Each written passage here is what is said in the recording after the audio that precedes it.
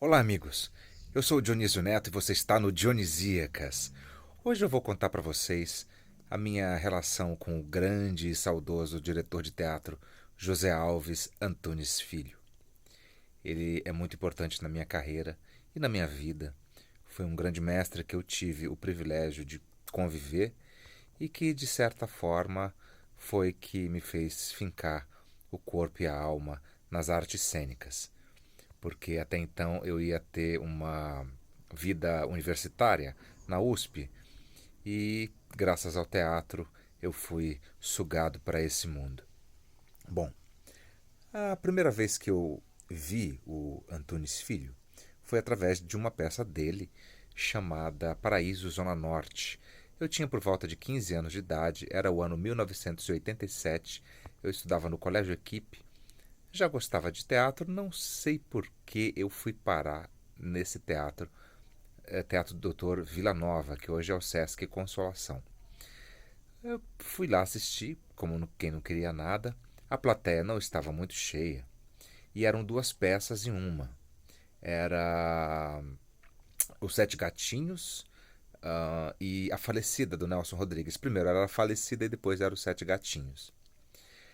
Eu era um adolescente e eu fiquei chocado, estarrecido, perplexo com aquilo que os meus olhos, os meus ouvidos, os meus sentidos estavam presenciando. Aquela obra de arte viva, pulsante, aquela estética nunca vista, nada parecia com aquilo.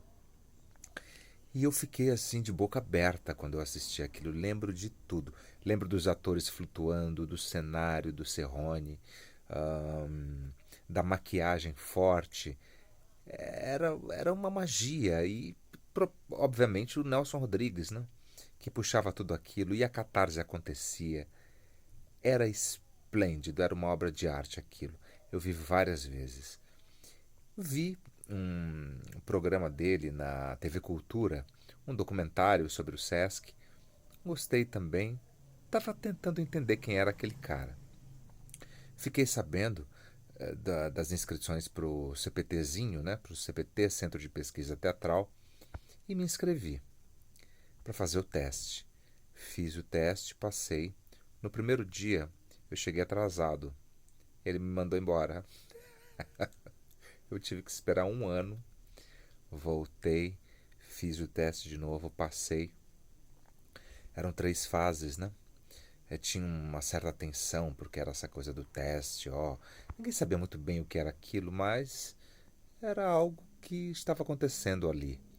E, e eu gostaria de fazer parte. E eu vi há uns 2 anos, num evento sobre o teatro Sesc Consolação, sobre aquele palco, que é um palco que convida a gente ao teatro. E de fato, de alguma maneira, aquele palco me convidou para subir nele, e era o que eu queria. Fui trabalhar com o Antunes durante 6 meses no CPTzinho, fazia as aulas de desequilíbrio, de bolha, assistimos os filmes. E lá eu assisti um bonde chamado Desejo, Streetcar Named Desire, do Tennessee Williams, o texto, mas dirigido pelo Elia Kazan, com Marlon Brando. E aí, quando eu vi o Marlon Brando, aquela primeira cena que ele entra, ele olha a Blanche assim, minha respiração parou, o tempo parou, e eu falei: quem é esse cara? E é isso que eu queria ser. E fui atrás da carreira do Marlon Brando, fui atrás de saber quem era o Marlon Brando, né? O Leonardo DiCaprio, quando ele recebeu o Oscar, ele disse que ele usou uma expressão que é standing on the shoulder of giants, que é subir nos ombros dos gigantes, né? Que é a gente tem que subir nos ombros dos gigantes para poder olhar mais longe.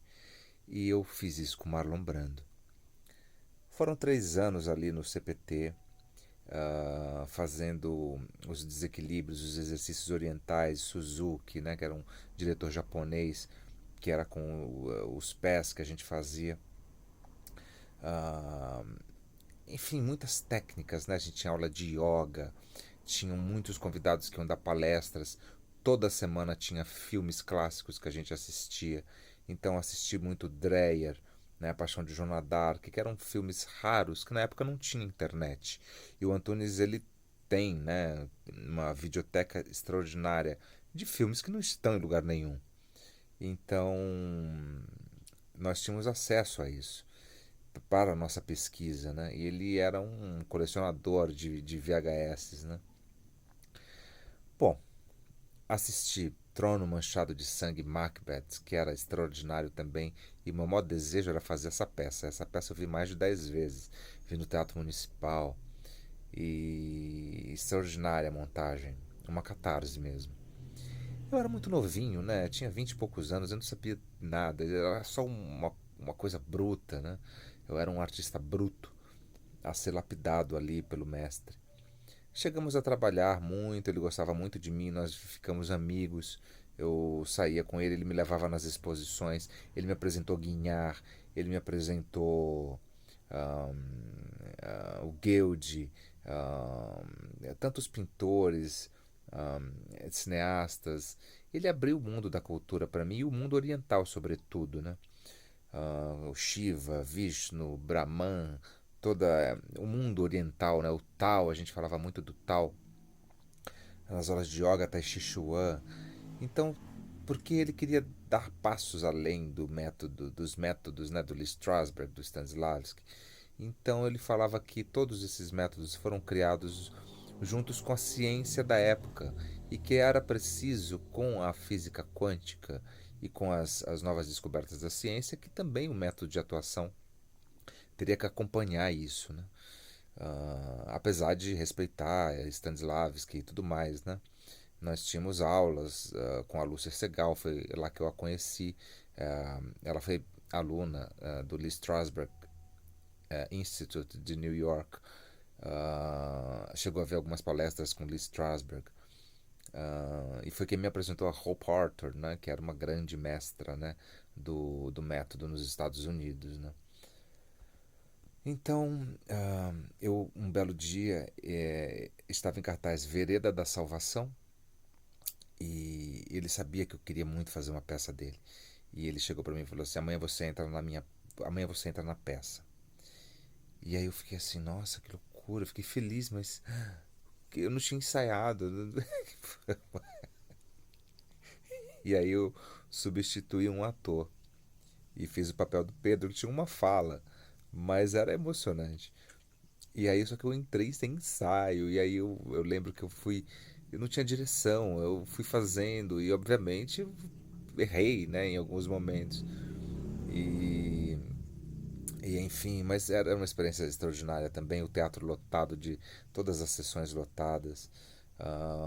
Foi numa época também que eu também estava conhecendo o José Celso Martinez Correia. Então esses dois, eles entraram na minha vida. Depois eu vou fazer um vídeo sobre o José Celso. Mas o Antunes, nós tínhamos uma admiração mútua, ele sabia que eu escrevia.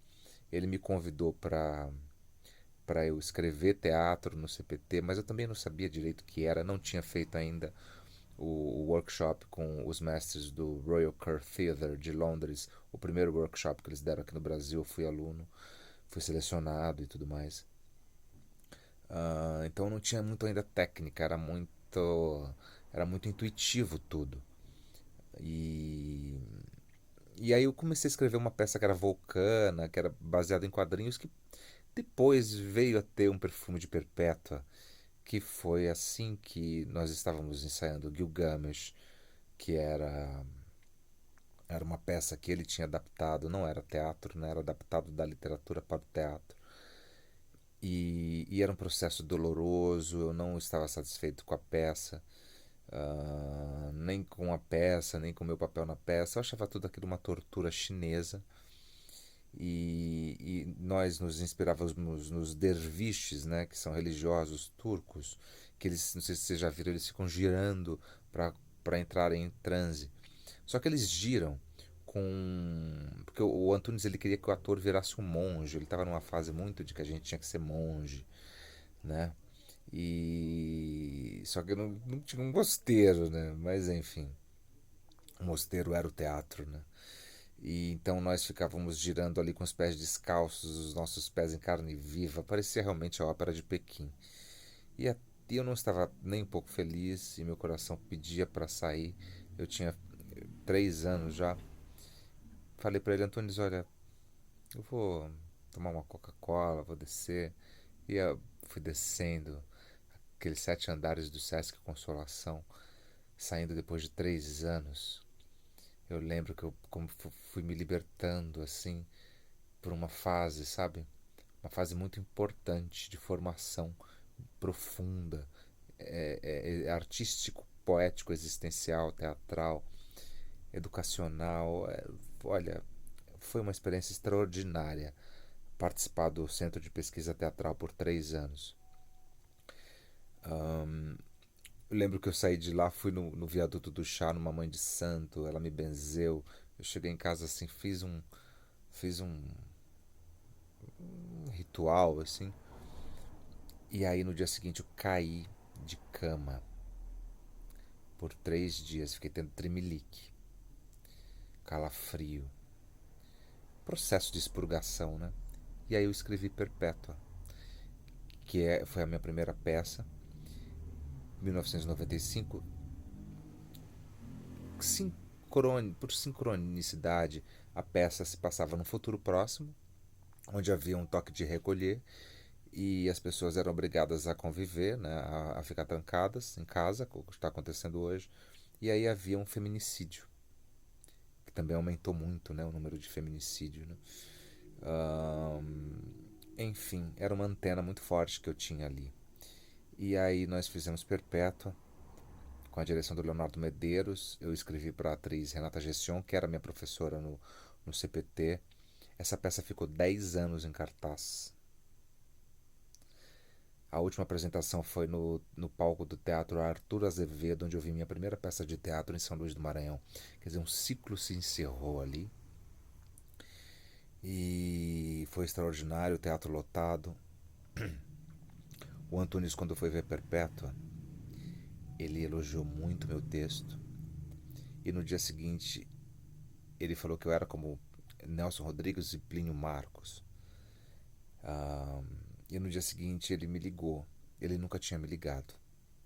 E ele me ligou, dizendo que Dionísio, ontem eu te elogiei como autor e hoje eu estou te ligando para te elogiar como ator.